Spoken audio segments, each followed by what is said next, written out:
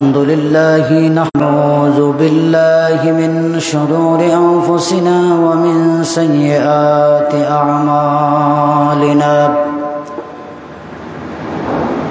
من يهده الله فلا مضل له ومن يضلل فلا هادي له وأشهد أن لا إله إلا الله وحده لا شريك له وأشهد أن سيدنا وحبيبنا ومولانا محمدا عبده ورسوله الذي أرسله بالحق بشيرا ونذيرا وداعيا إلى الله بإذنه وسراجا منيرا أما بعد فقد قال الله تعالى في كلامه المجيد والفرقان الحميد أعوذ بالله من الشيطان الرجيم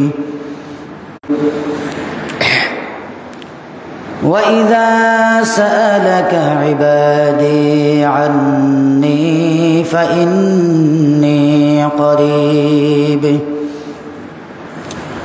أجيب دعوة الداع إذا دعاني فليستجيبوا لي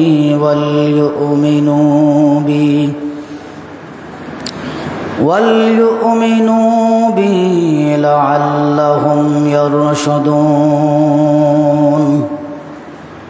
صدق الله المولانا العظيم وصدق رسوله النبي الحبيب الكريم ونحن على ذلك من الشاهدين والشاكرين والحمد لله رب العالمين একটু মহব্বতে সবাই পড়ি আল্লাহুম্মা সাল্লি আলা সাইয়্যিদিনা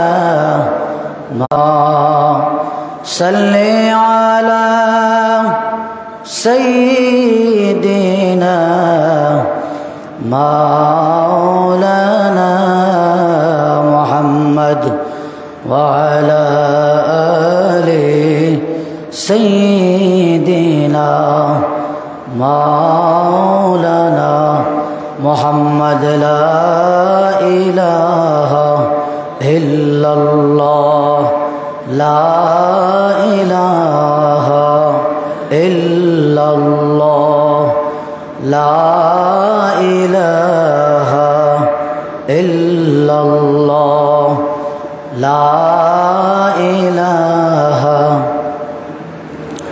لا إله إلا الله لا إله لا إله إلا الله محمد رسول الله صلى الله عليه وسلم দিগলি রামপুর জামে মসজিদে আগত সম্মানিত মুসল্লিয়ানে কেরাম মুরব্বিয়ানে আজম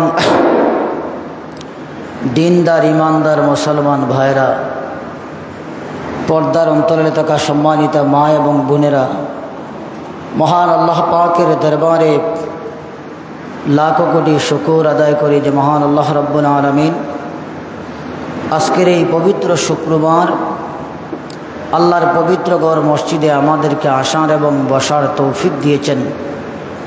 আমরা মহান রব্বুল ইজ্জতের দরবারে শুকরিয়া আদায় করি, সবাই পড়ি আলহামদুলিল্লাহ। সালাতু সালাম লক্ষ কোটি সালাম হুজুরে পুরনূর সাল্লাল্লাহু আলাইহি ওয়াসাল্লামের খেদমতে, যার আগমন না হলে এই গোটা আসমান আর জমিন, 7 সমুদ্র 13 নদী গ্রহ নক্ষত্র লৌহ কলম আরশ কুরসি কিছুই আল্লাহ সৃষ্টি করতেন না। মানবতার মুক্তির দিশারি জনাবে মুহাম্মদুর রাসূলুল্লাহ সাল্লাল্লাহু আলাইহি ওয়াসাল্লামের উপরে। সম্মানিত হাজিরিন, অনেক লম্বা আলোচনা, আমরা ভূমিকায় তেমন কিছু আলোচনা করার দরকার নাই। আমরা সোজাসুজি পবিত্র কোরআনে কারীমের সূরা বাকারা 186 নম্বর আয়াত আলোচনা করব। আল্লাহ রাব্বুল আলামিন যদি আমাদেরকে তৌফিক দান করেন, 186 নম্বর আয়াত অত্যন্ত গুরুত্বপূর্ণ একটি আয়াত। এই আয়াতের ভিতরে আল্লাহ বিশাল নিরাশার মধ্যে আশা জাগিয়ে দিয়েছেন বান্দাদেরকে। বিশাল নিরাশার ভিতরে আশার সম্ভাবনার দ্বার আল্লাহ খুলে দিয়েছেন এই আয়াতের ভিতরে। মানুষ যাতে পেরেশানি না হয়, মানুষ যাতে দুর্বল না হয়ে পড়ে, মানুষ যাতে আশাহত না হয়, বিপদগ্রস্ত অবস্থায় মানুষ যাতে পেরেশানির মধ্যে না পড়ে, সব কিছু থেকে মুক্তি পাওয়ার জন্য আল্লাহ রাব্বুল আলামিন খুব সুন্দর একটা প্রেসক্রিপশন দিয়েছেন গোটা দুনিয়ার মানব জাতির জন্যে। আল্লাহ রাব্বুল আলামিন বলেছেন, ওয়াইদা সাআলাকা ইবাদি আন্নি, আল্লাহ বলেন বান্দা যখন আমার ব্যাপারে জিজ্ঞাসা করবে আমি কোথায়, আপনি বলেন ফাইন্নি কারিব, আমি বান্দার খুবই নিকটে। সুবহানাল্লাহ। হতাশায় আপনি ডুবতেছেন, দারিদ্রতায় জর্জরিত হয়ে গেছেন, অসুস্থতায় জীবনের আশা আপনার শেষ হয়ে গেছে, বাঁচার কোনো লোক যখন ডাকে আমি তার ডাকের সাথে সাথে সাড়া দিয়ে দিই। সুবহানাল্লাহ। নৈরাশার বিষয়ে আশা না, নৈরাশার মধ্যে আল্লাহ কি দেখছেন? আশার সম্ভাবনার দ্বার আল্লাহ খুলে দিয়েছেন। হতাশ হওয়ার দরকার নাই, আমি তোর নিকটে আছি, আমি তোর কাছে আছি, আমাকে ডাক, সাথে সাথে আমি জবাব দিই। সুবহানাল্লাহ। উজিবু দাওয়াতাদ দাঈ ইযা দাআন, আল্লাহ বলেন যখনই ডাকে আমি ডাকের সাড়া দিই, যখনই ডাকে আমি ডাকের সাড়া দিই। সুবহানাল্লাহ। বুঝবেন, আমরা আয়াতের কিছু তাফসীর করব। এই আয়াতটা কেন নাজিল হলো? প্রত্যেকটা আয়াত আনরাজুলুম মিনাল আনসার, হাদিসের মধ্যে এসেছে আনসারের মধ্যে একজন মানুষ। আনসার আমরা চিনি, যারা মদিনায় রাসূলুল্লাহকে সাহায্য করেছিল তাদেরকে আনসার বলা হয়। হাদিসের মধ্যে এসেছে আনরাজুলুম মিনাল আনসার, আনসারের একজন ব্যক্তি, আন আবিহি, তিনি বর্ণনা করেন তার বাবা থেকে, আন জাদ্দিহি, তার বাবা বর্ণনা করেন তার দাদা থেকে, ক্বালা জাআ রাজুলুন ইলা রাসূলিল্লাহি সাল্লাল্লাহু আলাইহি ওয়াসাল্লাম, আল্লাহকে আমার নিকটে যে আমি আল্লাহর সাথে আস্তে আস্তে কথা বলবো, নাকি আল্লাহ আমার দূরে যে আমি জোরে জোরে আল্লাহকে ডাকবো? প্রশ্ন করলো, আল্লাহ আমার নিকটে আমি আস্তে আস্তে আল্লাহকে ডাকবো, নাকি আল্লাহ আমার দূরে আমি জোরে জোরে আল্লাহকে ডাকবো? আমি তো বলতে পারি না আল্লাহ কোন জায়গায় আছেন, আল্লাহ আমার নিকটে আছেন না দূরে আছেন। আস্তে আস্তে আল্লাহকে ডাক দিব না জোরে জোরে আল্লাহকে ডাক দিব? ফাসাকাতান নবিয়্যু সাল্লাল্লাহু আলাইহি ওয়াসাল্লাম, রাসূল পাক সাল্লাল্লাহু আলাইহি আনসারী এই সাহাবীর প্রশ্ন শুনে রাসূলুল্লাহ নীরব হয়ে গেলেন। রাসূলুল্লাহ কিছু বলতেছেন না। ফাআনজালাল্লাহু, এই টাইমে আল্লাহ জিবরিল আমিনের মাধ্যমে ওহী নাজিল করলেন যে আমার বান্দা প্রশ্ন করেছে আল্লাহ কোথায়, নিকটে আস্তে আস্তে বলবো নাকি দূরে জোরে জোরে ডাকবো? তুমি বলো, ওয়াইজা সালাকা ইবাদি আন্নি ফাইন্নি কারিব, আমার ব্যাপারে আমার বান্দা যখন আপনাকে জিজ্ঞাসা করবে বা করেছে, আপনি বলুন আমি তার খুবই নিকটে। সুবহানাল্লাহ।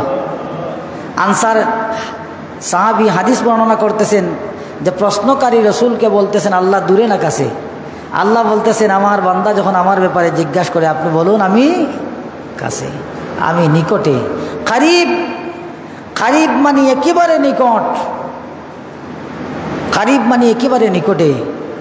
আল্লাহ বলতেছেন উজিবু দাওয়াতাদ দাঈ ইযা দাআন, যখন আমাকে ডাকার জন্য কেউ পেরেশান হয়, আমাকে যখনই ডাক দেয় আমি তার ডাকের সাড়া দিয়া দিই। সুবহানাল্লাহ। একটা হাদিস 2 নম্বর তাফসীর ইবনে কাসীরের মধ্যে এসেছে, আন আউফিন আনিল হাসান, হযরত আউফ রাদিয়াল্লাহু তাআলা থেকে বর্ণিত, তিনি হাসান থেকে ক্বালা সালা আসহাবু রাসূলিল্লাহি সাল্লাল্লাহু আলাইহি ওয়াসাল্লাম, একজন সাহাবী রাসূলকে জিজ্ঞাসা করলেন আইনা রাব্বুনা, আমাদের আল্লাহ কোথায়, আমাদের রব কোথায় থাকেন? আমাদের রব আমাদের কাছে না দূরে? আমাদের রব দুনিয়ায় না আসমানে? কোন জায়গায় আমাদের রব থাকেন? আইনা রাব্বুনা। ফানজালাল্লাহু আযজা ওয়া জাল্লা ওয়া ইযা সালাকা ইবাদি আন্নী ফাইন্নী করিব উজিবু দাওয়াতাদ দাঈ ইযা দাআন। সুবহানাল্লাহ বলুন। প্রশ্নকারী জিজ্ঞাসা করছেন, ইয়া রাসূলুল্লাহ আইনা রাব্বুনা, আমাদের রব কোথায়, আমাদের রব কোথায়? তখন আল্লাহ রাব্বুল আলামিন নাজিল করলেন ওয়া ইযা সালাকা ইবাদি আন্নী ফাইন্নী করিব, আপনাকে যখন জিজ্ঞাসা করা হয়েছে আমার ব্যাপারে আপনি বলুন আমি তার নিকটে। রব কোথায়? বলে মানুষের একেবারে নিকটে। রব কোথায়? মানুষের একেবারে নিকটে। আরেকটা হাদিস এনেছেন তাফসীর ইবনে কাসীরের মধ্যে, তা পৌঁছেছে যে লাম্মা নাজালাত, যখন নাজিল হয়েছে ওয়াকালা রাব্বুকুম উদউনি আস্তাজিব লাকুম, আরেকটা আয়াতের কথা, সূরা গাফিরের 60 নম্বর আয়াত। এই আয়াতে আল্লাহ বলতেছেন, সূরা গাফিরের 60 নম্বর আয়াতে আল্লাহ বলতেছেন যে রব্বুকুম ওয়াকালা রাব্বুকুম উদউনি আস্তাজিব লাকুম, তোমরা তোমাদের। এই আয়াত যখন নাজিল হলো তখন সাহাবায়ে কেরাম কালান নাসু লাউ নালামু আইয়ু সাআতিন নাদু, আমাদেরকে জানিয়ে দিন কোন সময় আল্লাহকে ডাকবো, কোন সময়। আল্লাহ বলেছেন আমাকে তোমরা ডাকো, আমি ডাকের সাড়া দিব। সাহাবায়ে কেরামগণ বলতেছেন তাহলে আমাদেরকে আপনি বলেন কোন সময় আল্লাহকে ডাকলে আল্লাহ সাড়া দিবেন। তখন আল্লাহ আমি সাড়া দিব, কোনো সময় নাই, 24 ঘন্টা 24 আওয়ার আল্লাহকে ডাকলে আল্লাহ সব সময় ডাকের জন্যে, ডাকের সাড়া দেওয়ার জন্য প্রস্তুত থাকেন। সুবহানাল্লাহ। তাহলে আয়াতে বুঝলাম কি, আমরা নিরাশ হওয়ার কোনো সুযোগ নাই, আশাহত হওয়ার কোনো সুযোগ নাই, আমরা কোনো কিছুর কাছে পরাস্ত হওয়ার কোনো সুযোগ নাই, কারণ আমার রব আমার ডাকে সাড়া দিবেন, এ কথা ওয়াদা করেছেন। আমার রব আমাকে আমার ডাকে সাড়া দিবেন। কোরআনে কারিমের অন্য আয়াত আসেন, আল্লাহ রাব্বুল আলামিন বলেন আমার ব্যাপারে মানুষ যদি আমাকে খুঁজতে থাকে তাহলে বলুন ফাইনামা তুওয়াল্লু ফাসাম্মা ওয়াজহুল্লাহ, ফাইনামা তুওয়াল্লু ফাসাম্মা ওয়াজহুল্লাহ, যেদিকে তার মুখ ঘুরাবে ওই দিকে আল্লাহ আছেন। সুবহানাল্লাহ। পূর্ব দিকে আল্লাহ নয়, পশ্চিম দিকে নয়, উত্তর দিকে নয়, দক্ষিণ দিকে নয়, কোনো দিক নাই, কোনো সময় নাই, যেদিকেই তাকাবে যেদিকেই ডাকবে ওই দিকে আমার আল্লাহ আছেন। আল্লাহ রাব্বুল আলামিন বলেন ওয়া নাহানু আকরাবু ইলাইহি মিন হাবলিল ওয়ারিদ, আমি কোন দিকে আছেন বলে যেদিকে তোমার মুখ যায় ওদিকে আল্লাহ আছেন, ওদিকে আল্লাহকে ডাকো। উপর দিকে মুখ করলে উপর দিকে ডাকো, পশ্চিম দিকে বসে থাকলে পশ্চিম দিকেই ডাকো, পূর্ব দিকে বসে থাকলে পূর্ব দিকে ডাকো, উত্তর দিকে বসে থাকলে উত্তর দিকেই ডাকো, দক্ষিণ দিকে বসে থাকলে দক্ষিণ দিকেই ডাকো, যেদিকে তোমার মুখ যায় তোমার আল্লাহ ওই দিকেই আছেন। তোমার কোনো নিরাশ হওয়া, যারা আল্লাহকে ভয় করে তাদের সাথে আল্লাহ আছেন। সুবহানাল্লাহ। যারা তাকওয়াবান, যারা পরহেজগার, যারা আল্লাহ ভীরু, আল্লাহ তাদের সাথেই আছেন। সুবহানাল্লাহ। ইন্নাল্লাহা মাআল্লাযীনা তাকাউ, আল্লাহ তাদের সাথে আছেন যারা আল্লাহকে ভয় করে, যারা তাকওয়াবান, যারা পরহেজগার। ওয়াল্লাযীনা হুম মুহসিনুন, যারা মানুষকে ইহসান করে, দয়া করে, যারা মানুষকে দয়া করে, যারা আল্লাহকে ভয় করে মানুষকে দয়া করে 2 গুণ। যারা আল্লাহকে ভয় করে মানুষকে দয়া করে, যারা আল্লাহর আল্লাহর প্রতি তাকওয়াবান পরেজগার যারা মানুষকে দয়া করে, দুই শ্রেণীর মানুষের সাথে আমি আল্লাহ আছি। তাকওয়াবানদের সাথে আমি আল্লাহ আছি, ইহসানকারীদের সাথে আমি আল্লাহ আছি। তুমি মানুষকে ইহসান করবে, আমি আল্লাহ তোমার সাথে আছি। সুবহানাল্লাহ। তুমি আল্লাহকে ভয় করবে, আমি আল্লাহ তোমার কাছে আছি। তাহলে আল্লাহ কোথায়? যেদিকে তাকাবে ওদিকেই। আল্লাহ বলেন দিক বললাম না একেবারে, ওয়ানাহনু আকরাবু ইলাইহি মিন হাবলিল ওয়ারিদ, তোমার শারগের চাইতে আরো নিকটে। আল্লাহ এবার বলেন না, শারগ না, তোমার তাকওয়া যদি কলবের ভিতরে থাকে আমি আল্লাহ ওই জায়গায় আছি। তোমার তাকওয়া দুজনের সাথে আছি। আসমাউ ওয়া আরা, আমি তোমাদের কথা শুনি, তোমাদেরকে দেখতেছি। সুবহানাল্লাহ। শুধু আল্লাহ মুসা আর হারুনের কথা শুনেন নাই আর দেখেন নাই, আল্লাহ আমাদেরকেও দেখেন। কথা ঠিক কিনা? আল্লাহ রাব্বুল আলামিন আমাদেরকেও দেখেন, আমাদেরকেও শোনেন। শুধু দেখেন না, শুনেন না, আল্লাহ আমাদের অন্তরের কথা আল্লাহ জানেন। ওয়াল্লাহু আলিমুম বিজাতিস সুদূর, আমার অন্তরের ভিতরে লুকানো কি আছে ওই কথাটাও আল্লাহ রাব্বুল আলামিন জানেন। শুধু জানেন না, শুধু আমার কথা না, ইয়ালামু মা বাইনা আইদিহিম ওয়া মা খালফাহুম, তিনি জানেন সামনে পিছনে। আল্লাহ বলেন গাছ থেকে একটা পাতাও পড়ে না আমার অজানায়, আমার জানার বাহিরে গাছ থেকে একটা পাতাও ঝরে না মাটির মধ্যে। সুবহানাল্লাহ। জমিন থেকে একটা ফুটিও জমিন বেদ করে উপরে উঠে না। ওয়ালা হাব্বাতিন ফি যুলুমাত, এইভাবে আয়াত আছে যে অন্ধকার থেকে একটা বীজ অঙ্কুরিত হয় না, আমি আল্লাহর জ্ঞানের বাহিরে, আমি আল্লাহর অজানা। সুবহানাল্লাহ বলুন না, শুনেন না? আল্লাহ কথা শুনেন, আল্লাহ বান্দার অবস্থা দেখেন, আল্লাহ বান্দার অবস্থা অবজারভেশন করেন। এজন্য আল্লাহর নাম সামিউম বাসির, আল্লাহ শুননেওয়ালা, আল্লাহ দেখনেওয়ালা, আল্লাহ বাসির, আল্লাহ সব কিছু পর্যবেক্ষণ করতেছেন।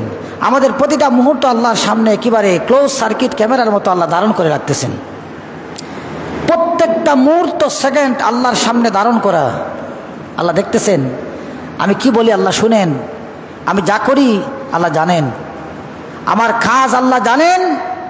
ইবনু কাসির একটা হাদিস, আন আবি হুরায়রা রাদিয়াল্লাহু তাআলা আনহু সামিআ রাসূলুল্লাহি সাল্লাল্লাহু আলাইহি ওয়াসাল্লাম ইয়াকুল ক্বালা আল্লাহু আনা মা আবদি মা যাকারানি ওয়া তাহাররাকাত বি শাফাআতুহু, আনা মা আবদি, আমি আমার বান্দার সাথে থাকি, মা যাকারানি, যখন আমাকে স্মরণ করে। সুবহানাল্লাহ। এই হাদিসের ভিতরে আল্লাহ রাব্বুল আলামিনের হাবিব বলতেছেন, আল্লাহ বলে কাল আল্লাহ, আল্লাহ বলেছেন হাদিসে কুদসি, আনা মা আবদি, আমি আমার বান্দার সাথে তখনও থাকি, মা যাকারনি, যখন আমাকে স্মরণ করে। ওয়া তাহাররাকাত বি শাফাআতুহু, আমাকে স্মরণ করার জন্য যখন তার ঠোঁটকে সে নাড়ায়, আমাকে স্মরণ করার জন্য যখন তার ঠোঁটটাকে নাড়ায়, ওই নাড়ানোর টাইমে আমি আল্লাহ তার সাথে থাকি। সুবহানাল্লাহ। আমার বান্দা যখন আমাকে পেরেশান হয়ে ডাকতে থাকে, আমার জিকির করতে থাকে, ঠোঁট নড়বে, আমি আল্লাহ তার সাথে আছি। সুবহানাল্লাহ। যখন এই ঠোঁট নড়বে তখন আমি আল্লাহ তার সাথে থাকি। এবার আল্লাহ রাব্বুল আলামিন এর হাবিব আরেকটা হাদিসের মধ্যে বলেছেন, আরেকটা হাদিস এনেছেন যে আল্লাহ রাব্বুল আলামিন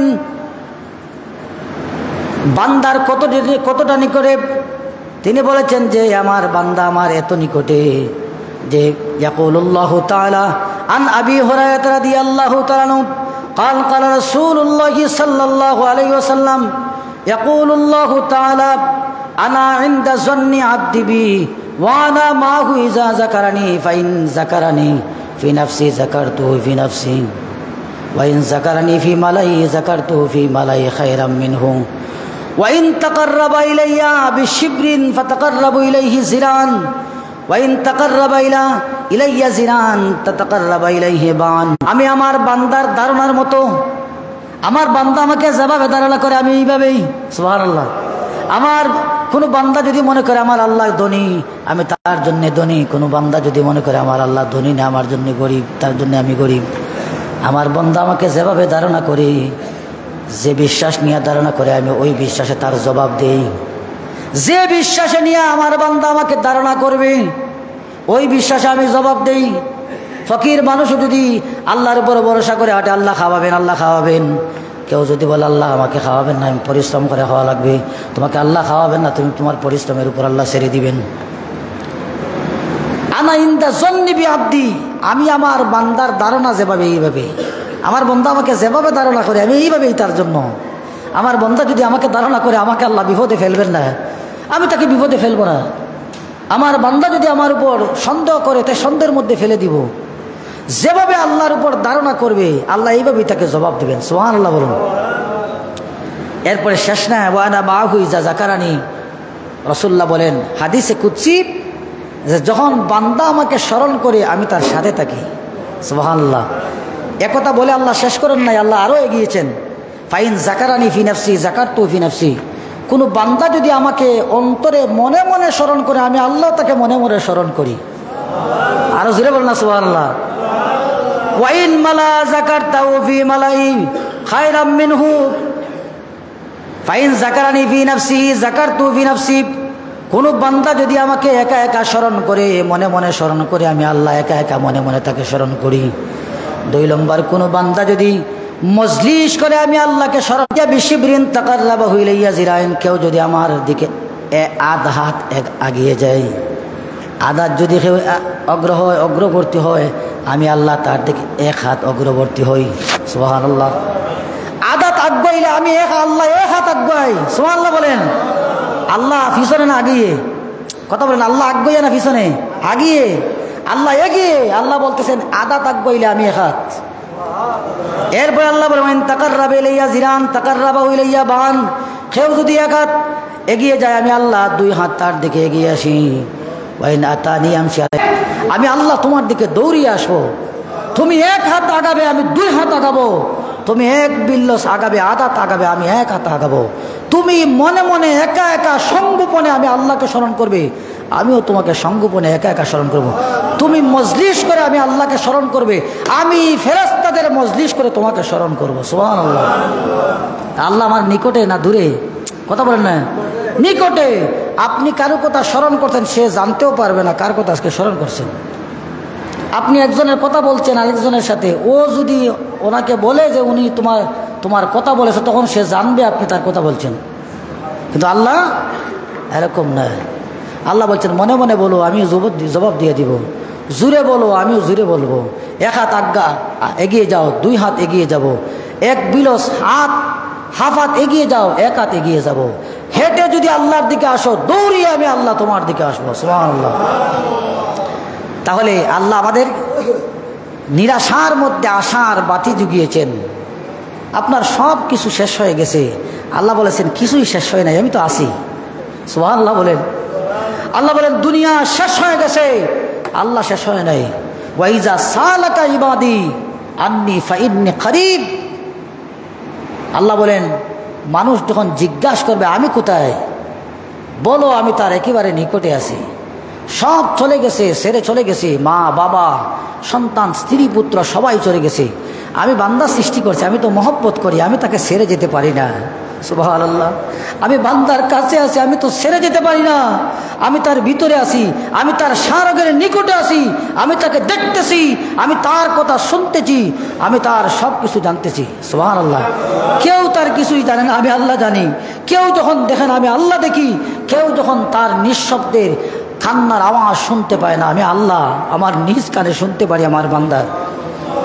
আমি জবাব দিই উশিবু দাওয়াতাদ দাঈ ইযাদান, আহ্বানকারী যখন ডাকে আমি তার ডাকে সাড়া দেওয়ার জন্য পেরেশান হয়ে যাই। সুবহানাল্লাহ। আমি তার ডাকে সাড়া দিই। আমার প্রিয় হাজিরিন, আমরা অন্যদিকে চলে যাব। এই পর্যন্ত থাকবে, আগামী সপ্তাহে বাদবাকি আলোচনা হবে।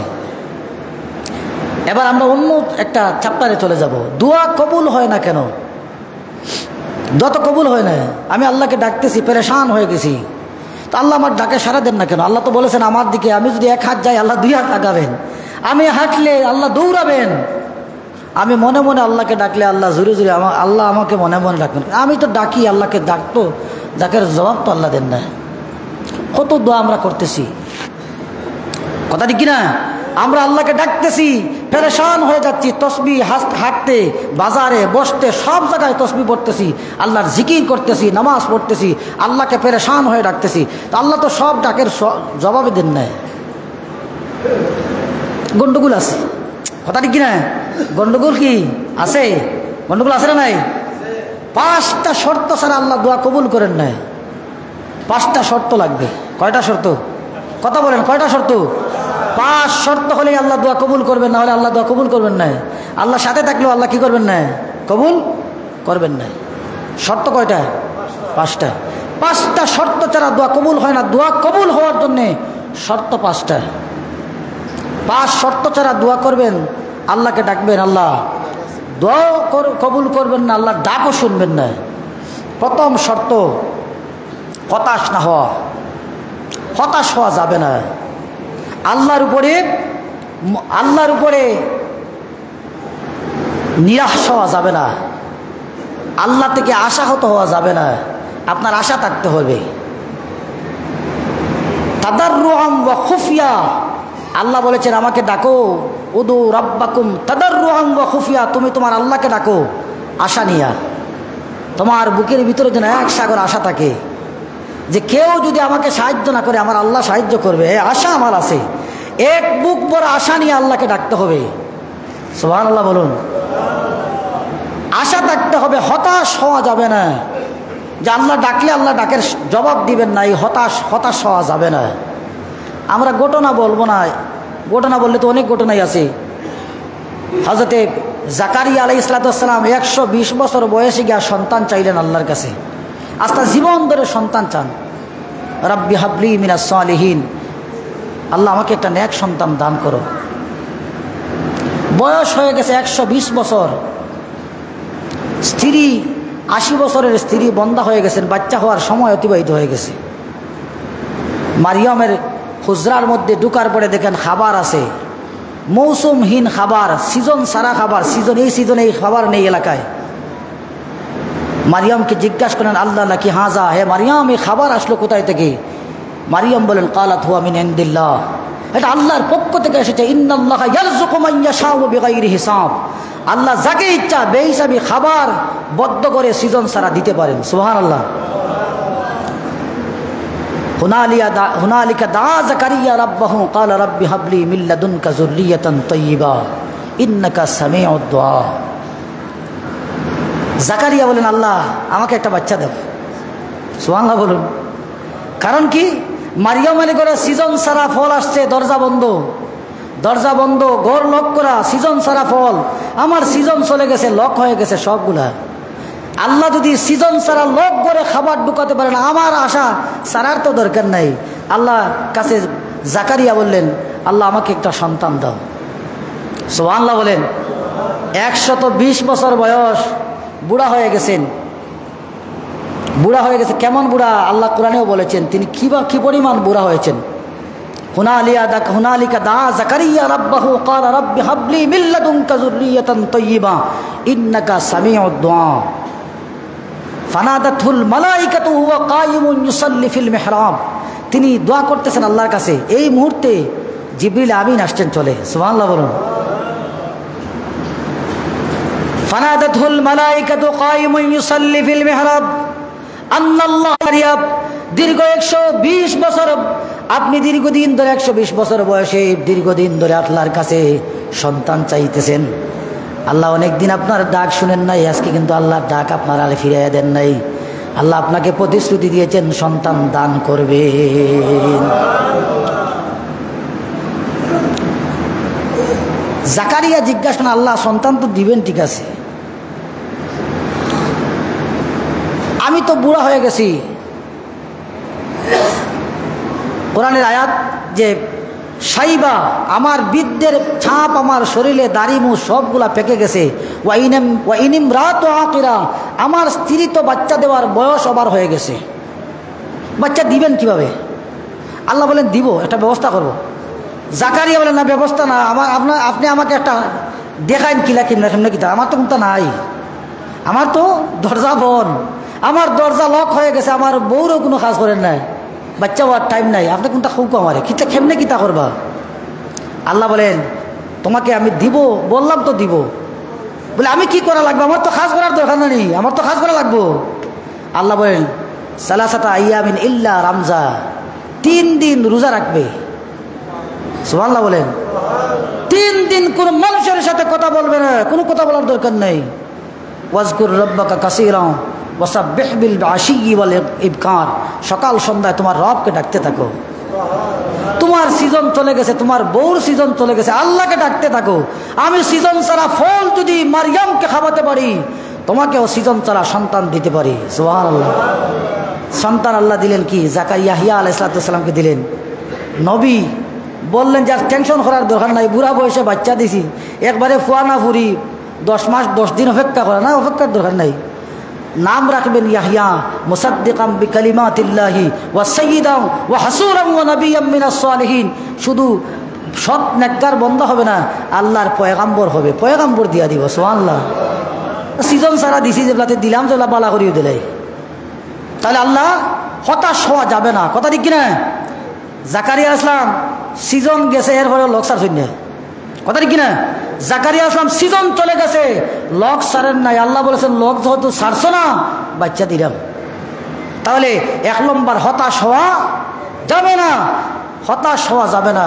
আল্লাহকে ডাকতে থাকেন। আজকে শুনেন না কাল শুনবেন, কাল শুনেন না পরশু শুনবেন। আপনার জবান পাক করা লাগবে। 2 নম্বর হারাম থেকে বেঁচে থাকা লাগবে। এটা মোস্ট ইম্পর্টেন্ট, দোয়া কবুলের জন্য একটা গুরুত্বপূর্ণ শর্ত। হারাম খাবার থেকে বেঁচে থাকা লাগবে, হারাম থেকে বেঁচে থাকা লাগবে। যত হারাম কাজ আছে, যত হারাম কাজ আছে বেঁচে থাকা লাগবে। কথা ঠিক কিনা? আজকে মানুষ হত্যা করা হচ্ছে। মানুষ হত্যা হালাল না হারাম? কথা বলেন না। মানুষ হত্যা হালাল না হারাম? হারাম। আপনারা দেখেছেন ওই যে এই সপ্তাহে গাজীপুরে, গত রবিবারে গাজীপুরে একজন মাওলানা মসজিদের ইমাম রইসুদ্দিন সাহেব, মাওলানা রইসুদ্দিনকে পঞ্চায়েতের মানুষ পিটিয়ে হত্যা করেছে। নাউজুবিল্লাহ বলেন। কারণ কি? 2 দল ছিল মসজিদে, 2 দল, একদল সুন্নি আরেক দল সুন্নি ছাড়া গয়রে সুন্নি। সুন্নি হওয়ার কারণে এই বিচারাকে নির্মমভাবে তারা পিটিয়েছে গুন্ডা বাহিনী দিয়ে। মসজিদের কমিটির কিছু লোক মিলে, মুতল্লি ছিল ইমামের পক্ষে, অন্যান্য মানুষ ইমামকে তারা তাও এমনি নির্যাতন করেন নাই, বলেছে বলাৎকার করছে। নাউজুবিল্লাহ বলেন। বলাৎকার বলে তাকে ধরে তাকে পিটিয়েছে। এবং সবচাইতে হৃদয় বিদারক ঘটনা হচ্ছে, পুলিশের হাতে যখন সুপর্দ করা হয়, পুলিশ বলতেছে পানি খাবে, সে হা করেছে পানি খাওয়ার জন্য। পুলিশ পানির বোতল ঢেলে দিবে এরকম একটা অভিনয় করে আবার তার মুখ থেকে পানিটা ছিনিয়ে নিয়ে এসেছে। নাউজুবিল্লাহ বলেন। আমরা এর তীব্র নিন্দা জানাই, কারণ মসজিদের মিম্বরগুলো এক শ্রেণীর হায়নাদের দ্বারা দখল হয়ে গেছে। কথা ঠিক কিনা? বিভিন্ন গ্রামে বিভিন্ন বড় বড় হায়না বসে আছে, ইমামদেরকে বিভিন্নভাবে অকথ্য ভাষায় গালিগালাজ করে, ইমামদেরকে নির্যাতন করার চেষ্টা করে। আপনারা দেখেছেন অতীতে ইমামকে পছন্দ করে না, ইমাম সাহেবকে হাঁটার সময় মাথার মধ্যে পায়খানা ঢেলে দিয়েছে। নাউজুবিল্লাহ বলেন। এরকম অঘটন ঘটতেছে বাংলাদেশে। মসজিদের ইমামদেরকে মানুষ নির্যাতন করতেছে। এটা হালাল না হারাম? কথা বলেন। আপনি মসজিদে 24 ঘন্টা নামাজ পড়বেন, হারাম কাজ করবেন, আল্লাহ আপনার ডাক শুনবেন না। কথা ঠিক কিনা? 3 নম্বর আল্লাহর দেওয়া দায়িত্ব পালন করা লাগবে। আল্লাহর দেওয়া দায়িত্ব পালন করা লাগবে। বুঝবেন ভালো করে। তা'মুরুনা বিল মারুফ ওয়া তানহাউনা আনিল মুনকার। সৎ কাজের আদেশ করা লাগবে, অসৎ কাজ থেকে মানুষদেরকে ফিরিয়ে রাখা লাগবে। কথা ঠিক কিনা? হারাম কাজ করা যাবে না। 3 নম্বর আল্লাহর দেওয়া বিধান, আল্লাহর দেওয়া দায়িত্ব, আল্লাহর দেওয়া হুকুমকে বাস্তবায়ন নিজে করবে, নিজে আমল করবে, সমাজে প্রতিষ্ঠা করার জন্য চেষ্টা করে যাবে। আমাদের বাংলাদেশে আপনারা দেখছেন এই সপ্তাহের কথা বলতেছি, নারী সংস্কার কমিশন হয়েছে বাংলাদেশে। কি সংস্কার কমিশন? কথা বলেন না আপনারা, আপনার না মাতলে মজা লাগে না তো। নারী সংস্কার কমিশন, বাংলাদেশের সংস্কার হবে। বিভিন্ন সংস্কার, বুট কমিশন, বুটার আপনার নির্বাচন সংস্কার হচ্ছে, বিচার বিভাগ সংস্কার হচ্ছে, সংবিধান সংস্কার হচ্ছে, বিভিন্ন সংস্কার কমিটি দিয়া বিভিন্ন জায়গায় বিভিন্ন মানুষদেরকে দায়িত্ব দেওয়া হচ্ছে, আপনারা সংস্কারের জন্য বিভিন্ন প্রস্তাব নিয়ে আসেন। নারী সংস্কার কমিশন বলে একটা কমিশন করা হয়েছে। বাংলাদেশের নারীদেরকে ক্ষমতায়ন করা লাগবে। এরা 318 পৃষ্ঠার একটা সংস্কার, লম্বা একটা সংস্কারের একটা পাণ্ডুলিপি তারা কমিশন প্রধান উপদেষ্টার কাছে জমা দিয়েছে। আমরা সংস্কার চাই, কথা ঠিক কিনা? যদি যেহেতু রাষ্ট্রটা ইসলামী রাষ্ট্রের যেহেতু 92% মুসলমান, সুতরাং স্বাধীনতার ভিতরে যদি নারীদেরকে সংস্কার করতে হয় করেন, আমরা এটার পক্ষে আছি। কিন্তু কোনো সংস্কার যদি সরাসরি কোরআন আর ইসলামের বিরুদ্ধে যায়, এদেশের 92% মুসলমান এই সংস্কার মানবে না, কথা ঠিক না?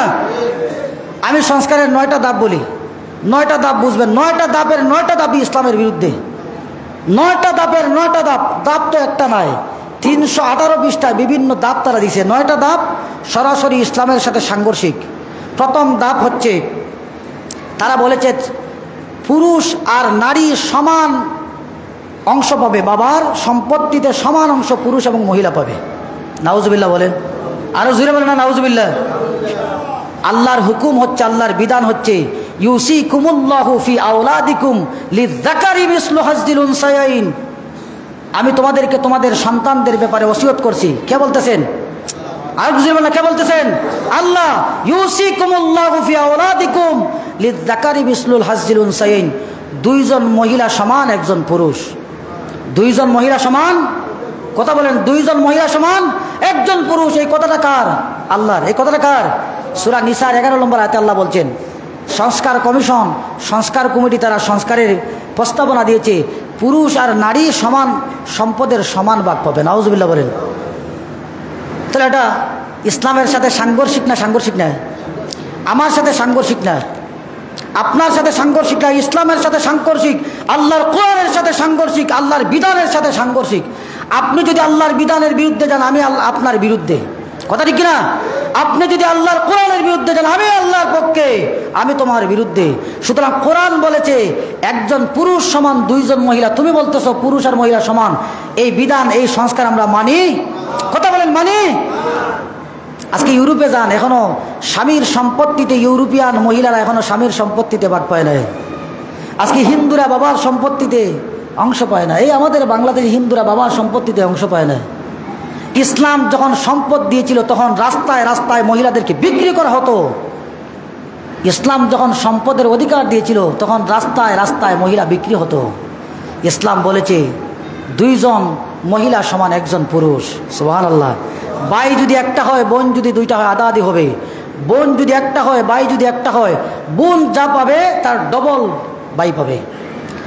এটার কারণটা কি? ইসলাম তো এখানে নারীকে ঠকায় নাই। এটার কারণ হচ্ছে দায়িত্ব ভাইয়ের উপর বেশি।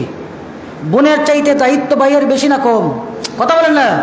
বিয়ে দেওয়া লাগে, শাদি দেওয়া লাগে, মহারানা দেওয়া, এই আপনার যৌতুক দেওয়া লাগে, কাটমাল দেওয়া লাগে, একেবারে মরার আগের দিন পর্যন্ত বছরে বছরে 2 বার ইফতারি খাওয়ানি লাগে। ফিটা খাওয়াও, সিরা খাওয়াও, খাফর দো, এই দেও, সে আস্তা বছর দিতে হয়, কথা ঠিক কিনা? দেওয়ার পরেও যদি আধা দিত সম্পদ নিবেই, আধা সম্পদ যে কোনো সময় নিতে পারে। দেওয়ার পরেও যদি নারী স্বামীর বাড়ি থেকে চলে আসে, এই পরিত্যক্তা নারীকে ভাই তার গাড়ি তুলে মৃত্যুর আগ পর্যন্ত তার হেফাজতের দায়িত্ব নেবে, কথা ঠিক কিনা? ইসলাম এখানে জুলুম করে নাই। ইসলাম ভাইয়ের উপরে মর্যাদা অধিকার দিয়েছে, তার দায়িত্ব বেশি, তুমি মহিলার দায়িত্ব কম। এজন্য ইসলাম বলেছে দায়িত্ব যেহেতু বেশি, তার সম্পদটাও বেশি। 2 নম্বর তারা যে বিধান দিয়েছে, বুঝবেন ভালো করে, বহু বিবাহ রোধ। একের অধিক বিবাহ করা যাবে না। সংস্কার কমিশন দিয়েছে নারীদের দাবি, আমরা সতীন চাই না। এখন বহু বিবাহ কি আমি কি এই বিধান দিয়েছি? এদেশের মুসলমান দিয়েছেন, আল্লাহ দিয়েছেন, কথা বলেন না? আল্লাহ বলেছেন ফানকিহু মা তাবা লাকুম মিনান নিসাই মাসনা ওয়া সুলাসা ওয়া রুবা। আল্লাহ বলেছেন তোমরা বিয়ে করো 2 খান, 3 খান, 4 খান। একের অধিক বিয়ে করা যায়। একের অধিক কি করা যায়? বিয়ে করার জন্য ইসলাম বিধান দিয়েছে, ইসলাম হুকুম দিয়েছে। ইসলাম কখন হুকুম দিয়েছিল? ইসলাম তো কষি কষি মেয়ে 1টা 2টা 3টা ধরে ধরে বিয়ে করার কথা বলে নাই। ইসলাম বলেছে বিধবা, বহু বিবাহ প্রথা ইসলাম জায়েজ দিয়েছে বিধবাদের জন্যে। আজকে সিরিয়ায় হাজার হাজার মুসলমান যোদ্ধা মারা যাচ্ছে, আজকে ফিলিস্তিনে হাজার হাজার যোদ্ধা মারা যাচ্ছে, তাদের স্ত্রীরা কি হচ্ছে? স্বামীহারা হচ্ছে। এরা যাবে কোথায়? ইসলাম বলেছে কোনো যোদ্ধা যদি যুদ্ধের মাঠে মারা যায়, তার বিধবা স্ত্রীকে কি করা হচ্ছে? 2টা 3টা 4টা পর্যন্ত বিয়ে, কথা বলেন না, বিয়ে করা যায়। আমরা তো 5টা 6টাও আছে বাংলাদেশে। এরপরে 3 নম্বর, শরীর আমার, সিদ্ধান্ত আমার। তারা তৃতীয় সংস্কার দিয়েছে শরীর আমার, কথা বলেন না, শরীর আমার সিদ্ধান্ত আমার। আমরা একথা বলি, শরীর তোমার সিদ্ধান্ত আল্লাহর, কথা ঠিক না? শরীর কার? শরীর আমার, সিদ্ধান্ত আল্লাহর। শরীর তোমার, সিদ্ধান্ত তোমার নয়। তুমি যা মনে চায় রাস্তা দিয়ে উলঙ্গ হয়ে যাওয়া যাবে না, কথা ঠিক না? রাস্তায় উলঙ্গে হাঁটার কোনো সিদ্ধান্ত তোমাকে আল্লাহ দেন নাই। শরীর তোমার ঠিক আছে, কিন্তু সিদ্ধান্ত কার? আর বুঝলে বলেন, শরীর আমার সিদ্ধান্ত, শরীর আমার সিদ্ধান্ত আমার নয়, শরীর আমার সিদ্ধান্ত আল্লাহর। কারণ সব শিয়ালেই চায় মুরগির স্বাধীনতা চায়, সব শিয়ালে কি চায়? মুরগের স্বাধীনতা চায়। একদিন এক মুরগারে শিয়ালে কইল, তোমরা রাস্তার রাত, আমরা রাস্তার রাত বাড়াই, আমরা কত বেটাগিরি করি, তোমরা হাঞ্জার আগে গরু গা ঢুকে যাও। মুরগিতে চিন্তা করলো, ঠিক কথা কইছে তো, বেটার কত সাহস রাস্তার রাত ঘুরে। তারা কয় আজকে থেকে আর বিটতে যেতাম না, আজকে বাড়া থাকবো। তো যত মুরগহল বাড়াইছে রাত, তারা একটা একটা করে রাস্তায় খাইছে। তাহলে শরীর তোমার, সিদ্ধান্ত তোমার নয়, শরীর তোমার, সিদ্ধান্ত আল্লাহর। 4 নম্বর হচ্ছে নারী অসুস্থ হওয়া, কুসংস্কার, কুপ্রথা ইত্যাদি। নারী অসুস্থ তো বুঝতেছেন, আল্লাহ বলেছেন ওয়াসআলুনাকা আনিল মাহিদ কুল হুয়া আযা। লোকেরা আপনাকে হায়েজের ব্যাপারে, নারীদের অসুস্থতার ব্যাপারে জিজ্ঞাসা করবে, আপনি বলুন এটা এটা আপনার অপবিত্র। এটা কি অপবিত্র? এটা কি বলেন না, অপবিত্র। এই সময়ে নারীর কাছে যাওয়া যাবে না। সে বলে এটা কোনো প্রথা উতা নাই, এটা কোনো সমস্যা নাই, যে সময় ইচ্ছা সময় যাও। নাউজুবিল্লাহ বলেন। 5 নম্বর হচ্ছে তারা বলতেছে যে ট্রান্সজেন্ডার তো বোঝানো কঠিন। ট্রান্সজেন্ডার হচ্ছে পুরুষ থেকে নারী হওয়া, নারী থেকে পুরুষ হওয়া, হাসি বানাইয়া বেটি হওয়া, বেটি থেকে বেটা হওয়া, বিভিন্ন, এটা এই সার্জারির মাধ্যমে হচ্ছে বিভিন্ন জায়গায়। এটাকে তারা বৈধতা দেওয়ার চেষ্টা করেছে। নাউজুবিল্লাহ বলেন। আল্লাহ রাব্বুল আলামিন বলেছেন, আল্লাহ রসুল বলেছেন লানা রাসূলুল্লাহ সাল্লাল্লাহু আলাইহি ওয়াসাল্লাম আল মুতাশাব্বিহিনা মিনার রিজালি বিন নিসা।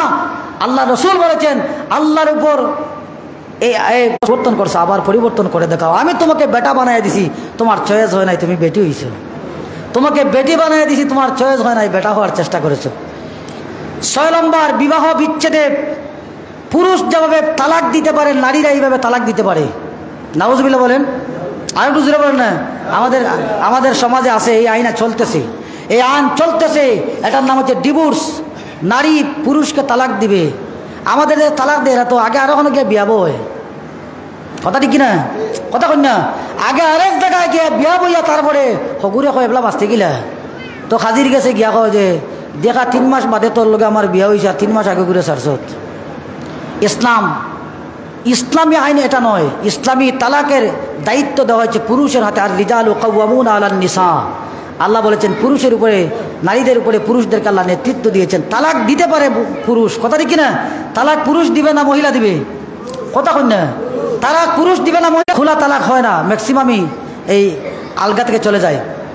7 নম্বর তারা বলেছে দত্তক শিশুকে, গর্ভজাত শিশুর ন্যায় সম্পদ দেওয়া লাগবে। দত্তক তো বুঝছেন, ফালকা বাচ্চা যদি আনেন, ফালকা বাচ্চারে নিজের বাচ্চা যেভাবে সম্পদ পাবে, ফালকা বাচ্চা এইভাবে সম্পদ পাবে। এটা কি ইসলাম দিয়েছে? কথা বলেন না, ইসলাম দেয় নাই। পালক বাচ্চার সাথে আপনার নিজের বাচ্চাকে মিলাতে পারবেন না। আপনি ওসিয়ত করে যেতে পারেন যে আমার এটাকে আমি নিজের সন্তানের মতো পালছি, এক্কার দিবে, কিন্তু পুরা সম্পত্তির কোনো মালিক হোক না, মালিক পাইব, মালিকানা পাবে না। এমনকি ইসলাম বলে তোমার বাবা ছাড়া অন্য কাউকে বাবা বলাও যাবে না, ইসলাম নিষেধ করেছে। ইসলাম বলেছে, রাসূলুল্লাহ বলেন লানত ওই সমস্ত মানুষের উপরে যারা নিজের বাবা। তখন আপনি মনে করতেছেন ওই ব্যক্তির স্ত্রী আপনার মা, মনে করছেন না? করছেন না? মাতুন না আপনারা? করছেন না? করছেন না? আপনি যখন আরেকজনকে বাপ ডাকলেন, তখন তার ঘরে আপনি যাবেন। ঘরে যাওয়ার পরে তার বউকে আপনি কি ডাকবেন? কি ডাকবেন? মা ডাকবেন। আপনি তাকে বাপ ডাকার কারণে তার ওই মহিলা আপনার মাও হবে না, আপনার জন্য মুহরিমও না। আপনার সামনে বাড়ানো কিনা? আপনার সামনে বাড়ানো জায়েজ নয়। তার বোনকে, তার মেয়েকে আপনি বোন ডাকবেন, তার ফুফু, তার বোনকে আপনি ফুফু ডাকবেন, তার নাতিনকে আপনি বাতিজি ডাকবেন। মানে ইসলামের কোনো কি নাই, ইসলামের কোনো সুযোগ দেয় নাই। এজন্য ইসলাম বলেছে তোমার বাপ থেকে আরো করে বাপ ডাকা আল্লাহর পক্ষ থেকে লানত, আল্লাহর পক্ষ থেকে কি। এখন প্রশ্ন হইল আমরা বাপ ডাকি না নি? বাপ তো ডাকি আমরা, বাচ্চান্তরে হুরু হুরু বাচ্চান্তরে আব্বা আব্বা ডাকি, হৌরে আব্বা ডাকি। সম্মানের কারণে আব্বা ডাকা যায়। আব্বা হচ্ছে একটা সম্বোধন সূচক, সম্মান সূচক, সম্বোধন সূচক, মায়া সূচক একটা বাক্য। কিন্তু আপনি আব্বা বলে তার গড়ে ফিরি করে ফেলবেন, এই সুযোগ আপনার নাই। আপনি গড়ে কিনে যৌন কর্মীদেরকে শ্রমিক হিসাবে স্বীকৃতি প্রদান। নাউজুবিল্লাহ বলেন। আমাদের বাংলাদেশে আপনার এই পদ্মার পাড়ে আপনার বিভিন্ন পতিতালয় আছে, ঢাকায় নারায়ণগঞ্জে আছে, বিভিন্ন জায়গায় পতিতালয় আছে। পতিতালয়ে হাজার হাজার নারী কর্মীরা তার জীবন, তার দেহ বিলিয়ে দিয়ে টাকা রুজি করতেছে। এই নারী শ্রমিক আইনে বলতেছে, সংস্কার আইনে বলতেছে এদেরকে শ্রমিকের মর্যাদা দেওয়া লাগবে। নাউজুবিল্লাহ বলেন না? আরো জোরে বলেন নাউজুবিল্লাহ। তারা দেহ ব্যবসা না, এটা শ্রম করতে, শ্রম ব্যবসা। নাউজুবিল্লাহ। ব্যবসায়ী স্বীকৃতি দেওয়া লাগবে। কোনো ধর্মীয় বিধান অনুসরণ করে সংবিধান করা উচিত নয়। তারা আরেকটা দিছে যে কোনো ধর্মীয় বিধান অনুসরণ করে সংবিধান রচনা করা উচিত নয়। নাউজুবিল্লাহ বলেন। সংবিধান রচনা হবে কার হুকুমে? ইনিল হুকমু ইল্লা লিল্লাহ। আল্লাহর এই সৃষ্টি যার, আইন চলবে তার। কথা ঠিক কিনা? ইনিল হুকমু ইল্লা লিল্লাহ, সৃষ্টি যার, আইন চলবে তার। বিগত অনেক সময় মধ্যে যাওয়া, কথা বলেন না। এজন্য আমরা বলি সংস্কার কমিশনে যে সমস্ত সংস্কার ইসলাম বিদ্বেষী, এগুলাকে এদেশের মুসলমান মানবে না। কথা ঠিক কিনা? ওয়াখির দাওয়ানা আলহামদুলিল্লাহি রাব্বিল আলামিন। আউযু বিল্লাহি মিনাশ শাইতানির রাজীম। বিসমিল্লাহির রহমানির রহিম। ওয়ালাম্মা তাম্মা মিন আমলিহি সাল্লাল্লাহু আলাইহি ওয়াসাল্লাম শাহরান ইলা শাহরিল আকওয়ালিল মারওয়িয়া توفي بالمدينة الشريفة المنورة أبوه عبد الله وكان قد استجاب بأخواله بني عدم من الطائفة النجارية ومكث فيهم شهرا سقيما يعانون سقمه وشكواه ولما تم من حمله على الراجل 9 أشهر قمرية وآن للزمان أن ينجلي عنه صدى حضرت أمه ليلة مولده آسيا صلى الله يا نبي سلام